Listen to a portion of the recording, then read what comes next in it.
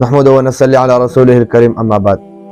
लाहौर में एक वाक़या रुनुमा हुआ है और वो वाक़या ये है कि एक औरत ने अरबी रस्मुल ख़त पर कुछ कलमात लिखे हुए लिबास और कपड़े ज़ेब-ए-तन की और होटल में आती है।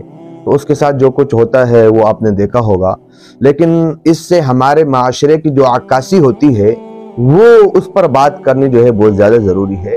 हम सोचें कि ये हमारा जो माशरा है किस कदर जो है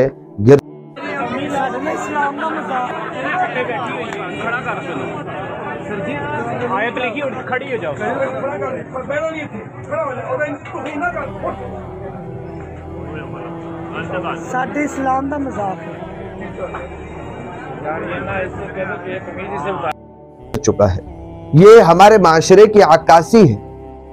इन गैरतमंद मुसलमानों की बेहिसी और दीन से दूरी और दीन के तालीमात से और अपने मुक़द्दस किताब की तालीमात से दूरी और जहालत की इंतहा देखिए।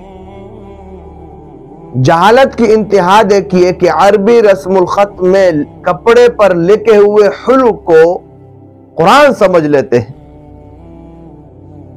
और कुरान की तौहीन समझ लेते हैं। गोया कि गैरत की सुनामी बह रही है, गोया कि गैरत की सुनामी बह रही है और दीन के फहम का कहत पड़ा हुआ है।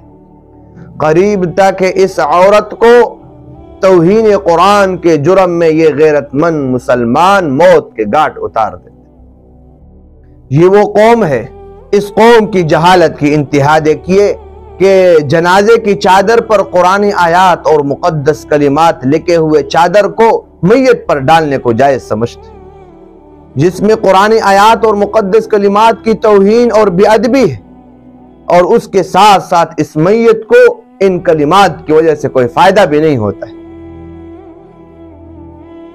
फायदा तो इस मैयत को तब होता कि ये मैयत अपने जिंदगी में दुनिया में इस मुक़द्दस कलिमात के लिए टाइम निकालते और इस कलिमात को सीखते और इन कलिमात पर अमल करते और इस मुक़द्दस कलमे पर अमल करता, अपना जिंदगी जो है इस कलमे के मुआफिक गुजार देता, कुरानी आयात के मुआफिक गुजार देता, इस अजीम किताब के लिए टाइम देता। ये वो कौम है जो इस चादर डालने को जायज समझती है और एक जिंदा जिस्म पर अरबी हुरूफ में लिखे हुए कपड़े ज़ेब तन करने को गुस्ताखी समझती है, कुरान की तौहीन समझती है। इससे पता चला कि ये कौम इस कदर अपने दीन से और अपने मुक़द्दस किताब से दूर है कि इनको अपने किताब से कोई वास्ता ही नहीं है और ये अपने किताब को समझते नहीं है कि वो किताब कितनी अजीम है और उस किताब की तालीमात क्या है। आप अंदाजा इस बात से लगाएं कि आज मस्जिदों में, मसाजिद में दर्स कुरान हुआ करते हैं।